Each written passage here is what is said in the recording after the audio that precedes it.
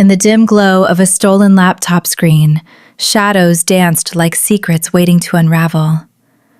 I never dreamed my own blood would trade my empire for pocket change. But when the code I bled for flickered to life in a thief's hands, I knew revenge wasn't just sweet. It was coded in every line. What happens when family betrayal meets a hidden digital trap? Buckle up. This is the story of how I turned their $900 insult into a multi-million-dollar triumph and left them choking on their doubts. The betrayal hit like a glitch in my perfectly coded world, unraveling threads I thought were unbreakable. My name is Elena Ramirez, and at 26, I'd poured my soul into something extraordinary. A cloud-based platform designed to transform how small clinics managed patient records. It wasn't just an app, it was a lifeline, predicting wait times, slashing costs, and forecasting backlogs with precision that could save lives. But to my parents, I remained the eternal dreamer, the girl who needed to snap out of her hobby and find a stable job.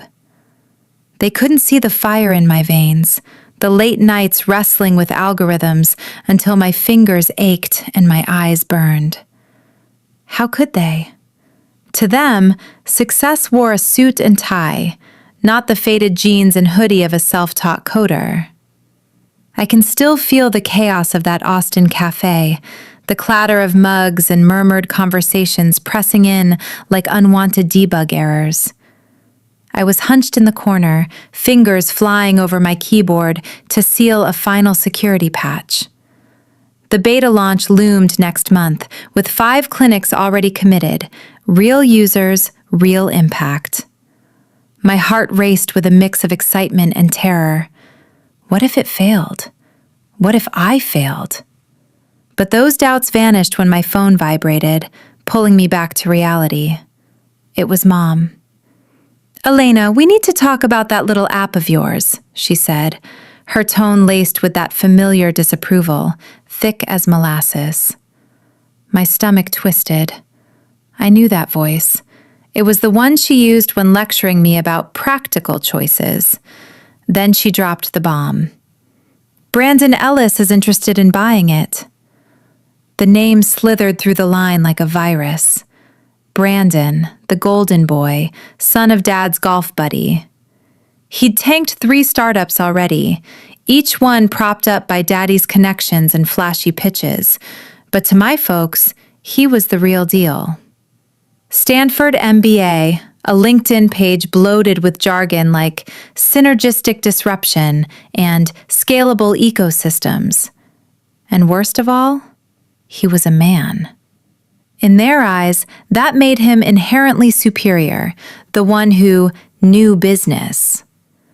I gripped the phone tighter, my coffee growing cold. "Mom, it's not for sale," I replied, forcing calm into my voice. "The beta's starting soon. Clinics are signing on." But she wasn't listening. "Don't be stubborn, Elena. You're just a girl with a hobby. Brandon can turn it into something legitimate." Just a girl. The words landed like a punch, echoing back to every dismissal I'd endured.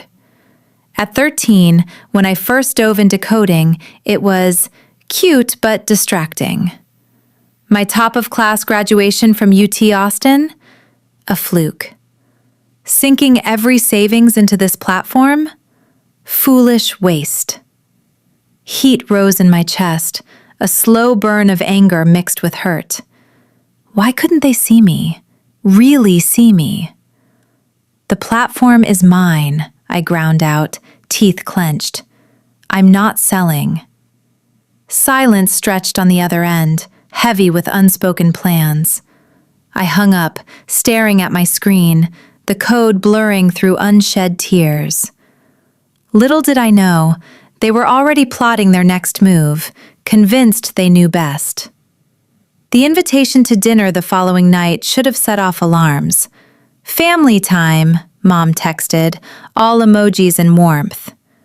but suspicion gnawed at me as I drove to their house, the Texas sunset bleeding red across the sky like a warning. Walking in, the aroma of Mom's enchiladas hit me. Comfort food or a trap? Then I saw him, Brandon, lounging at the table like he belonged there, his grin sharp as a shark's.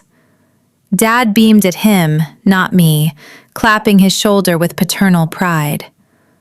My heart sank, a cold dread pooling in my gut. What was this?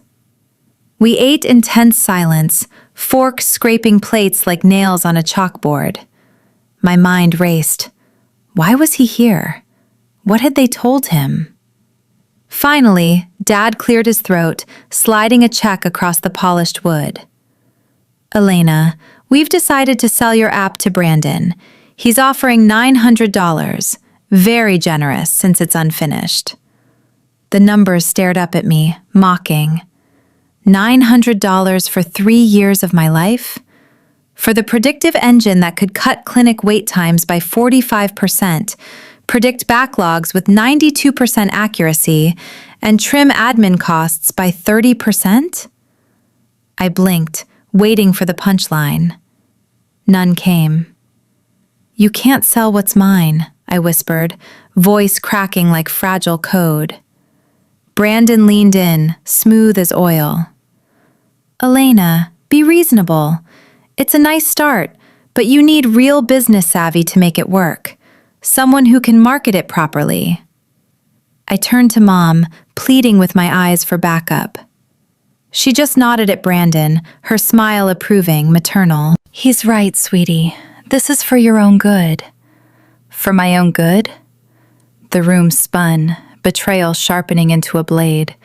They didn't know, or care, about the major healthcare firm in Dallas sniffing around for a partnership. To them, I was still the little girl playing pretend. My chair screeched as I stood, the sound echoing my fracturing world. You can't sell something you don't own. I hold the code, the patents, the company. Dad's face flushed crimson, veins bulging. Don't be ridiculous, Elena. Brandon's offering you a job, with benefits. Be grateful. Grateful. The word exploded in my mind, a rage-fueled loop. Grateful for them auctioning my dream for chump change? I squared my shoulders, voice ice cold. Keep your check. And Brandon, good luck stealing my platform. You'll need it. As I stormed out, the door slamming behind me, a storm brewed in my chest. But I had no idea how far they'd go, how they'd cross lines I never imagined family could. The next morning, panic clawed at me when I logged into my accounts. Something felt off. Access logs showed unusual activity from my old backup laptop, the one I'd left at their house years ago, back when I was just starting. They'd gone through it, copied everything, sketches, prototypes, drafts, claiming parental support as their excuse. My blood ran cold. How could they? Days later, the news hit like a system crash. Brandon announced his new venture, Ellis Tech, parroting my ideas, even filing provisional patents with my parents as witnesses to bogus timelines. Tech blogs gushed over the brilliant young entrepreneur. And my parents? They preened like proud peacocks for him. Fury simmered, but I pushed it down, channeling it into action. What Brandon had was scraps, an empty husk. The core algorithms, the true genius, lived in my encrypted drives, untouchable. I spent sleepless nights compiling evidence, code logs, contracts, emails, every piece a weapon. Then I called Lauren Diaz, Texas's nightmare for IP thieves, her reputation for shredding frauds legendary. They tried to steal your company for $900? She asked, eyes gleaming as she pored over my files. They saw me as just a girl with a hobby, I said, voice steady now. Her smile was predatory. Then let's show them what that girl can unleash. That first meeting with Lauren felt like arming myself for war. Her office overlooked the glittering Austin skyline, but all I could see was the battlefield ahead. She paced slowly, flipping through my stack of evidence, time-stamped commits, encrypted backups, signed pilot agreements from the clinics. Each page she turned made her eyebrows rise higher. "This isn't amateur hour," she murmured. "You've got ironclad ownership, provisional patents in your name, filed 6 months ago. Source code repositories locked behind two-factor only you control. They stole scraps, Elena. Dangerous scraps, but still scraps." I nodded, throat tight. They think it's the whole thing because that's all I ever showed them. The early mock-ups, the basic UI. They never asked to see the real engine. Lauren stopped, locking eyes with me. "And the failsafe? Tell me about that." I hesitated, then explained. Deep in the core architecture, I'd embedded a layered authentication trigger. For small-scale tests, it stayed dormant. Everything appeared flawless. But on full deployment, with real patient data volumes and network scale, it demanded my personal biometric verified key. Without it, the system would cascade into graceful degradation. Error cascades, locked modules, public alerts pointing straight to developer E. Ramirez. It was my insurance policy, born from paranoia after hearing too many startup horror stories. Now, it was my sword. Lauren's laugh was low and wicked. Beautiful, poetic even. They hand us the rope to hang them with. We mapped the strategy, monitor Brandon's moves quietly, gather more proof of their parental support lie, prepare the cease and desist, and wait for the perfect moment. The demo at Travis Regional Clinic, 2 weeks away, would be that moment. My old college friend Priya, now an admin there, had already tipped me off. Ellis Tech was headlining the showcase. Press, investors, hospital board. My parents had RSVP'd as Brandon's family supporters. The thought made bile rise. They were going to watch him parade my stolen work like a trophy. The days blurred into a tense countdown. I barely slept, running simulations on dummy servers to perfect my reveal script. Every glitch I imagined in his demo sent a thrill through me, equal parts dread and anticipation. What if the failsafe didn't trigger? What if they had somehow cracked it? No. I knew my code better than my own heartbeat. Still, doubt whispered in the quiet hours. Was I really ready to burn this bridge with my family forever? The image of Mom's approving smile at Brandon haunted me, Dad's proud clap on his shoulder. They had chosen him over me. That choice echoed louder than any apology ever could. The night before the demo, I sat in my apartment, city lights flickering through the window like distant code compiling. I opened my laptop one last time, fingers hovering over the verification key. A text from Mom popped up. "Elena, please come tomorrow. Brandon's excited to show what he's built. We just want what's best." I stared at the words until they blurred. Best for who? I typed nothing back. Instead, I packed my tailored black suit, oversized glasses for disguise, and the laptop holding my empire. Tomorrow, I would walk into that room not as their doubting daughter, but as the force they never believed in. The morning of the demo dawned crisp and merciless. Travis Regional's auditorium buzzed with anticipation, suits, clipboards, cameras. I slipped in through a side door, heart hammering so hard I thought it might crack ribs. I chose a seat in the very back row, shadowed, anonymous. My parents arrived soon after, arm in arm with Brandon, all smiles and handshakes. Dad adjusted his tie proudly. Mom smoothed Brandon's jacket like a doting aunt. Seeing them together, celebrating what they'd stolen from me, ignited something cold and final inside. No more second guessing. This ended today. Brandon took the stage to polite applause, microphone in hand, radiating that practiced startup charisma. "Ladies and gentlemen," he began, voice booming through the speakers. Today, Ellis Tech unveils the future of clinic management. Faster, smarter, more efficient. We've built something revolutionary. He clicked to the first slide, my old logo, slightly tweaked. My stomach lurched. Then the live demo began. At first, it ran smoothly, fake data flowing, pretty dashboards lighting up. The audience leaned forward, impressed. Brandon gestured grandly. See how we optimize schedules in real time? But as the system scaled to simulate full clinic load, hundreds of virtual patients, the cracks appeared. A tiny lag, then another. Error pop-ups flickered in the corners of screens. Core authentication required. Brandon frowned, tapped a key. The messages multiplied. Validation needed. Developer E. Ramirez. The room shifted. Whispers rippled like static. Brandon's smile faltered. He rebooted the demo station. Nothing.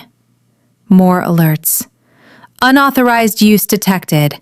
Contact Elena Ramirez for verification. Sweat beaded on his forehead. He stammered, "Just a minor glitch, folks. Happens in live demos." But the screens froze, red warnings pulsing across every monitor. Investors exchanged glances. Administrators frowned deeply. My parents sat rigid, confusion etching their faces. Brandon's voice cracked. We'll get this sorted." That was my cue. I rose slowly, deliberately, removing my glasses as I walked down the center aisle. Heads turned. The room hushed. Brandon's eyes locked on me, widening in slow horror. I stepped to the front, voice clear and cutting through the stunned silence. "Mr. Ellis," I said, loud enough for every microphone to catch. "Are you having trouble running my platform?" He froze, mouth open. I continued, calm as steel. "Maybe I can help. After all, I wrote every single line of that code." Gasps rippled through the crowd. Dad half stood, face draining of color. "Elena?" he choked out. Ignoring him, I set my laptop on the podium, connected it to the projector. My fingers danced across the keys, familiar, precise. Seconds later, the red errors vanished. The real platform bloomed to life. Predictive analytics charting in real time, resource heat maps shifting dynamically, admission forecasts updating with eerie accuracy. The audience leaned in, murmurs turning to awe. I turned to face them. This is the real system, the one Mr. Ellis tried to steal, for $900. I clicked through projected evidence, development logs with my timestamps, patent filings in my name, emails from the Dallas firm, pilot contracts signed months before Brandon's launch. Irrefutable. Damning. "And one more thing," I said, pulling up the final document. "A cease and desist, followed by the federal lawsuit for intellectual property theft." Chaos erupted. Investors surged to their feet, phones already out, voices rising in urgent calls to cancel deals. Hospital administrators clustered, faces pale with the dawning horror of potential data breach liability. Journalists snapped photos furiously, flashes popping like gunfire. Brandon lunged toward the podium, red-faced and wild-eyed, voice cracking into desperation. "She's lying! Her parents gave me the rights! This is a misunderstanding!" Lauren Diaz rose smoothly from her seat in the front row, heels clicking like judgment. She moved with the calm lethality of someone who dismantled bigger egos before breakfast. "Actually, Mr. Ellis," she said, voice slicing through the chaos, "they didn't. She held up a folder, crisp and official.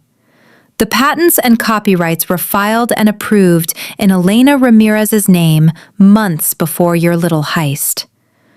Would you, or Mrs. and Mr. Ramirez, care to explain exactly how you obtained her intellectual property without authorization?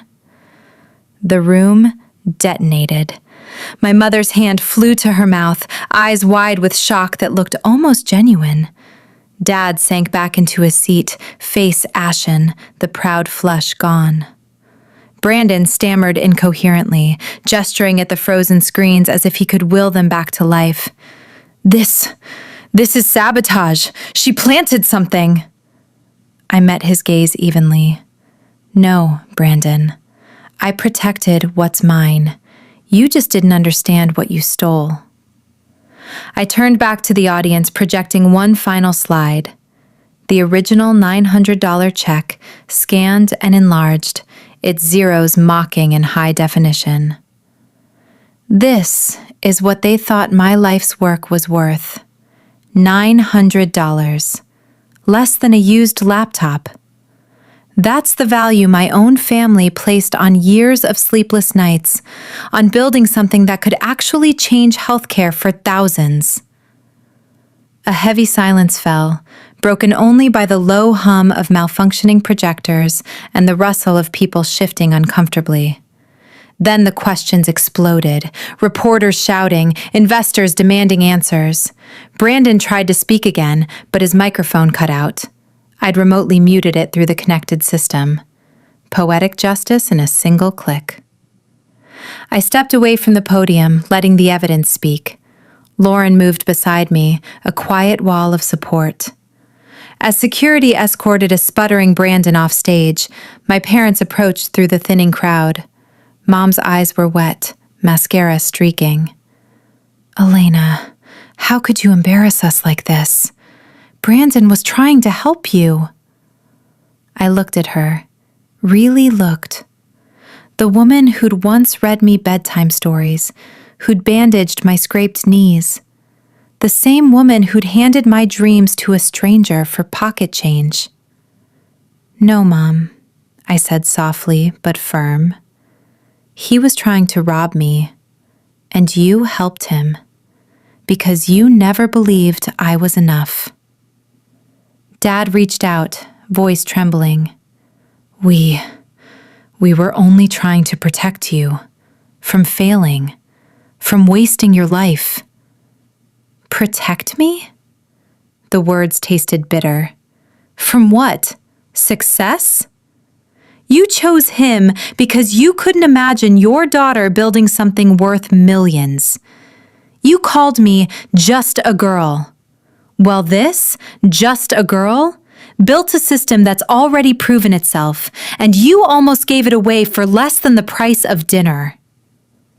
Mom's lip quivered. We're family, Elena. Can't we?